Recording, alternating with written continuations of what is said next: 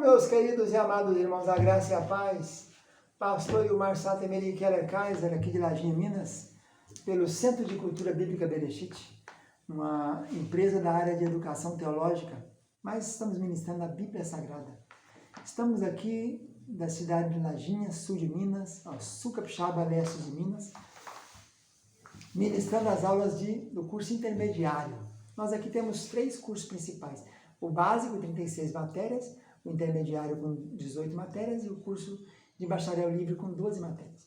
Se alguém quiser fazer o curso superior, nós somos polo de uma faculdade reconhecida pelo MEC. Pode procurar no endereço aí na descrição do vídeo que nós podemos matricular você. Se você quiser fazer o curso regularmente, procure no endereço para entrar em contato conosco. Se você quiser apenas aprender a palavra de Deus, aproveite. Nossas aulas são todas livres no canal no YouTube, liberadas para todo mundo. Estamos encerrando hoje a aula do curso intermediário. A matéria é História do Cristianismo, bloco 5. Na outra etapa faremos a última história do cristianismo, que é a sexta fase. Hoje vamos encerrar aqui essa nossa 7ª aula, penso eu, 7ª ou 8ª aula da história do cristianismo, bloco 5. Na aula passada falamos da famosa noite de São Bartolomeu, né? Quando milhares de huguenotes foram assassinados a mando do rei Carlos V, de Catarina de Médici e outros mais. Hoje vamos encerrar falando da reforma na Itália e em outros países europeus. Reforma na Inglaterra, no rei Henrique VIII. E vamos encerrar então esse nosso estudo de História Eclesiástica, bloco 5. Havia um interesse especial ligado à história da reforma na Itália, visto ser ali o centro do catolicismo romano. Mas o Vaticano estava ali, né? E não poderia deixar de ver que essa maldade tinha seu centro no Vaticano.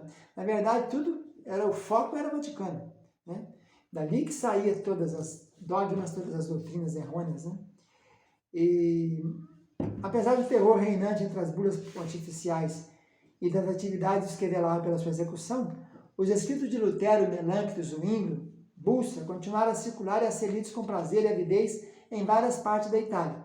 Mesmo eles tentando proibir e excomungando, mandando bulas, etc., ainda assim os escritos de Lutero chegavam ali. Durante mais de 20 anos, pôde esta obra prosseguir sem grande oposição. No ano de 1542, porém, viram claramente em Roma que ela ia fazer enfraquecer o papismo. Então a Inquisição recebeu ordens para usar de força contra os protestantes. E em breve viram as prisões atulhadas de vítimas. Nesse tempo surgiu uma figura chamada Aoneo Paleário. Ele escreveu um livreto chamado Benefício da Morte de Cristo. E ele era um dos mais notáveis campeões da reforma italiana. Mas bem depressa veio o martírio cortar a sua útil carreira. Nenhum cristão, dizia ele, nenhum cristão deve pensar em morrer na sua cama. Nos tempos que vão correndo, ser acusado, feito prisioneiro, esbafeteado, enforcado, cozido num saco, lançado às férias não é bastante.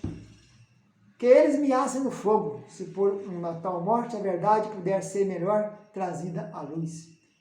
Quando os seus acusadores lhe perguntaram qual foi o primeiro meio de salvação que tinha sido dado ao homem, ele respondeu: Cristo, e o segundo, Cristo, e o terceiro, Cristo. Paleário esteve preso na masmorra da Inquisição durante 3 anos, e por fim queimaram-no em vida. E os inquisidores agiram de tal forma em toda parte da Itália, o país estava cheio de espiões. Eles infiltraram as pessoas no meio do povo para ir pegando o nome e anotando. De maneira que aqueles espiões foram fazendo delações dos seus vizinhos, dos seus amigos, supostos amigos, né? E de repente as prisões estavam atulhadas de gente. Algumas das pessoas foram condenadas a penitências, outras mandadas para as galés, outras torturadas e mutiladas, outras carregadas de ferros pesados, deixadas a morrer de fome em masmorras insalubres, outras queimadas em vida, muitos se refugiaram na Inglaterra. O certo é que mais de 40 mil exemplares do livro do Paleário, O Benefício da Morte de Cristo, foi espalhado em toda a região da Itália. Na Espanha, a reforma foi feita também, mas com muita perseguição. Naquele país, as doutrinas reformadas levaram milhares de pessoas para o exílio, e o que ficaram presos para a tortura e para as galés. Mas a Inglaterra protestante ainda achou lugar para receber muitos desses irmãos exilados. Os principais agentes da reforma espanhola foram João e Afonso de Valdés. Nos Países Baixos, que depois veio chamar Holanda, né? A reforma ali, então, teve influência também dos que fugiram da Espanha para lá. Porque o País Baixo, nessa época, pertencia à Espanha. O Filipe era o rei lá. E então o martírio de 3 monges da Ordem Agostina, que foram condenados por lerem as obras de Lutero, despertou um tal espírito de investigação entre o povo que nem ameaça nem tortura puderam reprimir. Quando mataram esses 3 monges da Ordem Agostina, que tinham lido as obras de Lutero, o povo então despertou curiosidade para também querer saber sobre aquilo ali. E no ano 1566, foi uma deputação apresentar ao rei uma petição pedindo tolerância, assinada por 100 mil protestantes. Mas este rei, Filipe, em vez de satisfazer o pedido, aconselhou a sua irmã Margarida de Parma, governadora dos Países Baixos, a levantar um exército de 3 mil homens de cavalaria e 10 mil de infantaria para dar cumprimento aos decretos e matar todos os que estavam seguindo, que protestavam. O número de protestantes aumentava diariamente, apesar dos esforços da Força Armada para diminuir e espalhar. O fanático Filipe, rei da Espanha, entendeu então que tinha que recorrer a medidas mais desesperadas do que as adotadas até então, se quisesse exterminar mesmo com a religião. Então aumentou a perseguição. Não pouco satisfeito com a clemência de Margarida, deu planos de poder ao Duque de Alba, o qual pouco depois chegou ao país com um exército de 15 mil espanhóis e italianos. E começou uma série de atrocidades que não teve igual nos anais dessa perseguição. A maior parte das igrejas protestantes de cada geração foram destruídas, levantando-se forcas para enforcar os luteranos, as cidades despovoadas, porque o povo fugia como quem foge da peste, o comércio ficou paralisado, mercadores, operários, artistas, gente de todas as classes, saíram às pressas do país e consideraram felizes de serem capazes de salvar suas vidas. Para os que ficavam, a morte era certa. Em 1562, Roberto Ogier, lá em Flandres, uma das cidades da Holanda, sofreu martírio em companhia de seu filho mais velho. Esse filho mais velho, que era muito jovem, exclamou quando já estava nas chamas: ó Deus, Pai eterno, aceite o sacrifício das nossas vidas em nome do teu amado filho. Um monge que estava ali, pertinho, encolerizado, disse: tu mentes, garoto, Deus não é teu pai, vós sois filho do demônio. De repente ele escutou o menino dizer: olha, meu pai, o céu está se abrindo e eu vejo 1 milhão de anjos que se regozijam em nós. Estejamos contentes porque estamos morrendo pela verdade. Aí o monge gritou: mentira, mentira, o inferno está se abrindo e vem mais de 1 milhão de demônios que vão lançar vocês no fogo eterno. Mas não adiantou. A mulher de Roberto e outro filho logo também foram massacrados. Misérias e martírios se seguiram naqueles Países Baixos. As execuções pela água, pelo fogo, pela espada, a confiscação dos bens sucediam-se sem cessar. As vítimas eram aos milhares. O número de imigrantes aumentava na mesma proporção. E o produto dos confiscos chegou pouco a pouco à soma de 30 milhões de dólares. E os antigos privilégios desses países estavam aniquilados. A população tinha diminuído assustadoramente.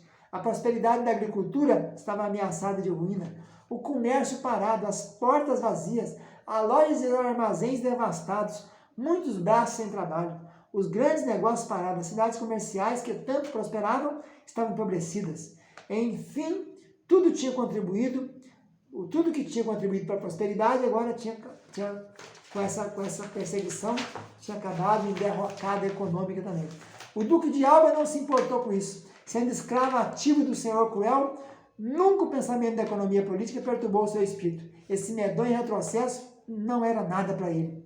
A sua sede de sangue não estava saciada. Ele tinha fome, né? O assassinato de alguns milhares de protestantes não era bastante para satisfazer a crueldade de um tal homem. A foice precisava ceifar mais vidas. Numa palavra, toda a nação de hereges devia cair debaixo das mãos do assassino. No ano de 1568, quando o Concílio de Sangue se reuniu pela segunda vez, foi decretado que todos os habitantes de País Baixo fossem condenados à morte como hereges. E desta horrorosa sorte ninguém era excetuado, senão raras pessoas que foram especialmente indicadas. Os efeitos desse edito foram terríveis. Muitos enlouqueceram, outros não conseguiram fugir para os bosques de Flandres, tornaram-se selvagens em consequência da solidão e do desespero. Nas cidades ouvia-se os dobrar do sino a todos os momentos. É certo que o estado de coisa não podia ter sido mais terrível se o país tivesse sido visitado por uma peste. Em todas as casas havia luto, Os corpos carbonizados e mutilados das vítimas daquele medonho decreto estavam expostos a centenas por toda parte. Instalou-se uma guerra civil naquela situação. Guilherme de Nassau, príncipe de Orange, reuniu sua comitiva em torno dele. O exército protestante, a princípio, não foi bem sucedido, mas foi auxiliado por Isabel da Inglaterra, pelo rei da França e pelos protestantes alemães. E no ano de 1580 puderam finalmente ver-se liberados, livres do jugo espanhol. Então essa situação caótica acabou encerrando no comando de Guilherme de Nassau, príncipe de Orange, que foi ajudado por Isabel da Inglaterra e pelo príncipe da França. Na Suécia, a reforma teve um outro fim. O rei Gustavo de Vasa foi auxiliado pelos irmãos Olaus e Laurentins Petri.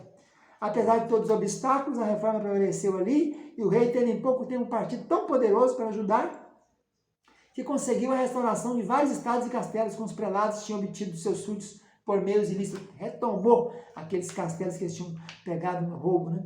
Reprimiu o poder dos bispos, tirou-lhe das mãos o rendimento da igreja, proibiu de tomar dali por diante qualquer parte do negócio do Estado.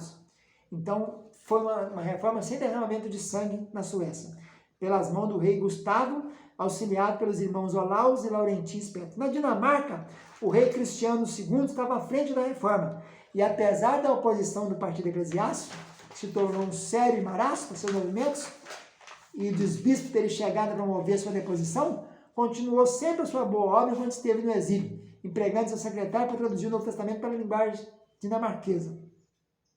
Para a língua dinamarquesa, né? Os dinamarqueses deviam muito ao ministério do intrépido monge de Antvorskov, John Tausen, que, tendo sido feito prisioneiro para pregar a justificação pela fé, continuou a expor a doutrina pela janela da sua prisão. Da janela da cadeia pregava.